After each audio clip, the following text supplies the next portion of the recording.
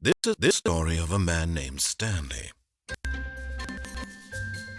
Stanley worked for a company in a pudding where he was employee number 427. Employee number 427's job was simple. He sat at his desk in room 427 and he pushed buttons on a keyboard. Orders came to him through a monitor on his desk, telling him what buttons to push, how long to push them, and in what order. This is what employee 427 did every day of every month of every year. And although others might have considered it soul-rending, Stanley relished every moment that the orders came in, as though he had been made exactly for this job. And Stanley was happy. And then one day, something very peculiar happened. Something that would forever change Stanley. Something he would never quite forget. He had been at his desk for nearly an hour when he realized that not one single order had arrived on the monitor for him to follow. No one had showed up to give him instructions, call a meeting, or even say hi. Never in all his years at the company had this happened, this complete isolation. Something was very clearly wrong. Shocked, frozen solid, Stanley found himself unable to move for the longest time. But as he came to his wits and regained his senses, he got up from his desk and stepped out of his office.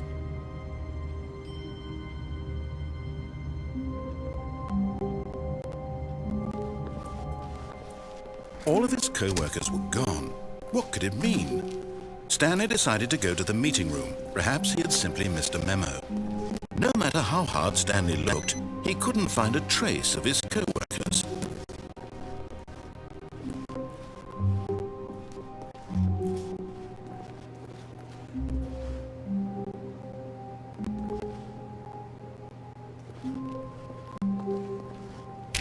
Stanley went around touching every little thing in the office, but it didn't make a single difference, nor did it advance the story in any way.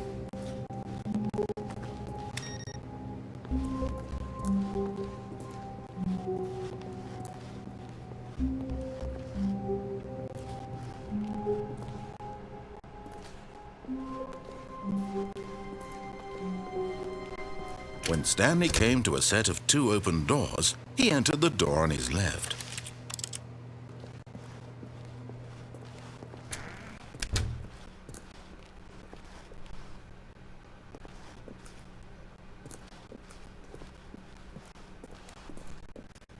Yet there was not a single person here either.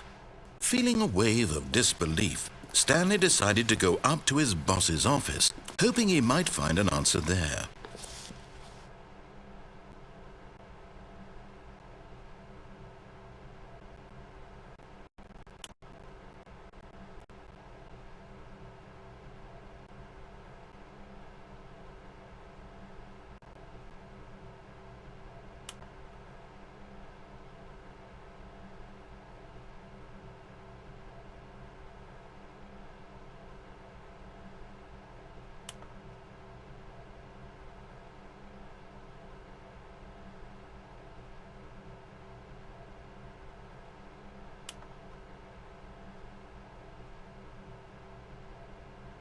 Stanley just stood there doing nothing at all.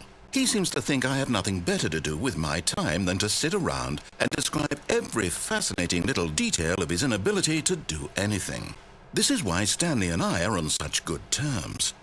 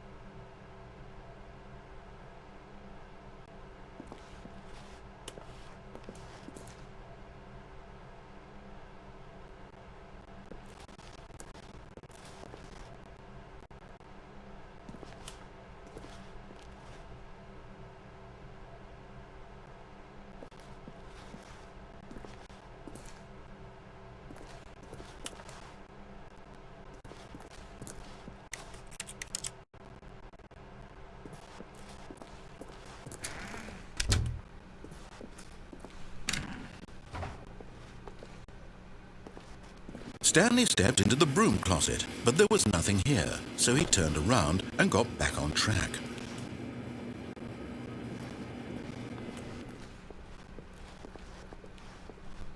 Coming to a staircase, Stanley walked upstairs to his boss's office.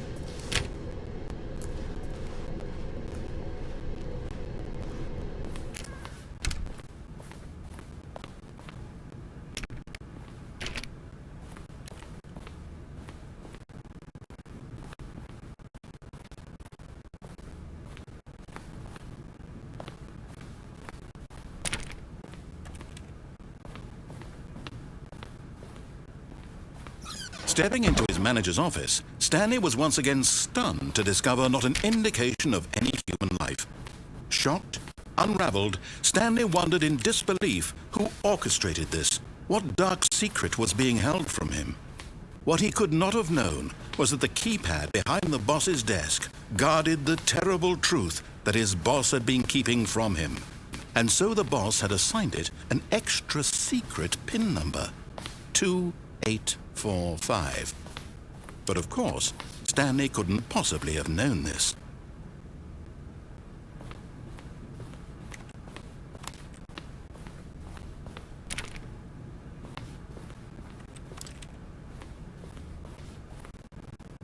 Stanley just sat around twiddling his thumbs. Trying to input anything on the device was useless, since he could never possibly know that the combination was 2845.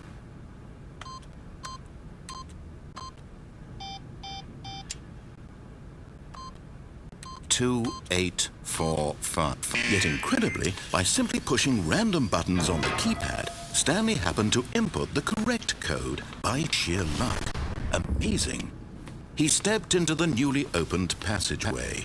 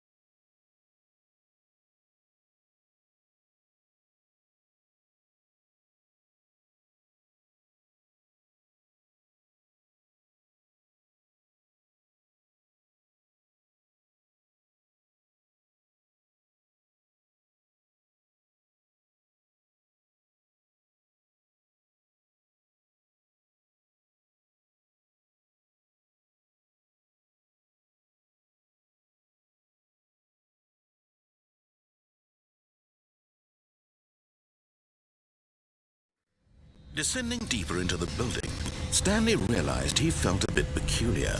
It was a stirring of emotion in his chest, as though he felt more free to think for himself, to question the nature of his job. Why did he feel this now, when for years it had never occurred to him? This question would not go unanswered for long.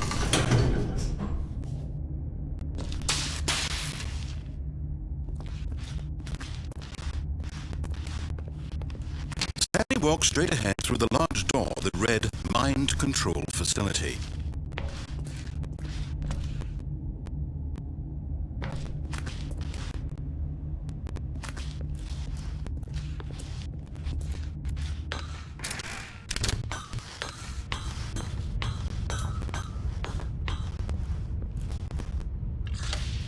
The lights rose on an enormous room packed with television screens. What horrible secret did this place hold? Stanley thought to himself. Did he have the strength to find out?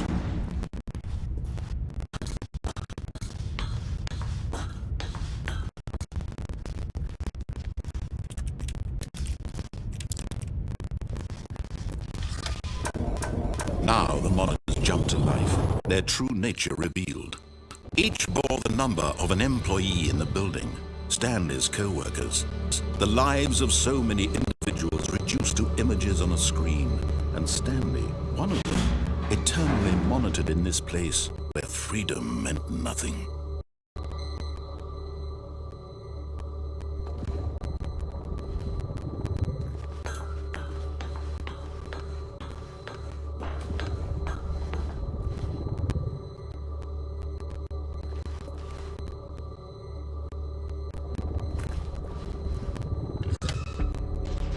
This mind control facility, it was too horrible to believe. It couldn't be true. Had Stanley really been under someone's control all this time? Was this the only reason he was happy with his boring job? That his emotions had been manipulated to accept it blindly? No, he refused to believe it. He couldn't accept it. His own life in someone else's control? Never! It was unthinkable, wasn't it? Was it even possible? Had he truly spent his entire life utterly blind to the world?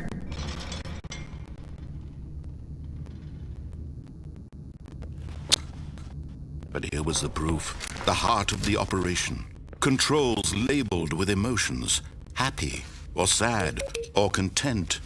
Walking, eating, working, all of it monitored and commanded from this very place. And as the cold reality of his past began to sink in, Stanley decided that this machinery would never again exert its terrible power over another human life. For he would dismantle the controls once and for all.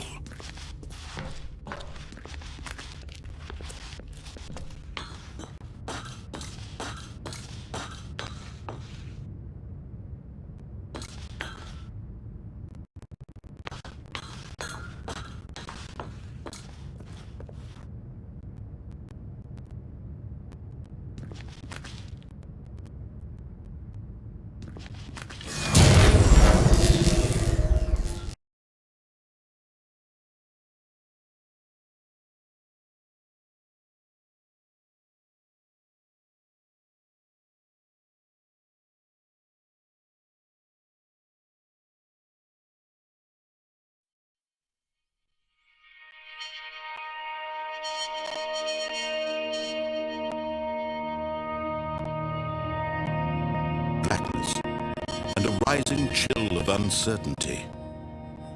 Was it over?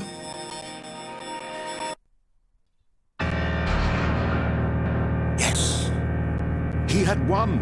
He had defeated the machine, unshackled himself from someone else's command. Freedom was mere moments away. And yet, even as the immense door slowly opened, Stanley reflected on how many puzzles still lay unsolved. Where had his co-workers gone? How had he been freed from the machine's grasp? What other mysteries did this strange building hold? But as sunlight streamed into the chamber, he realized none of this mattered to him, for it was not knowledge or even power that he had been seeking, but happiness. Perhaps his goal had not been to understand, but to let go. No longer would anyone tell him where to go, what to do, or how to feel. Whatever life he lives, it will be his. And that was all he needed to know. It was perhaps the only thing worth knowing. Stanley stepped through the open door.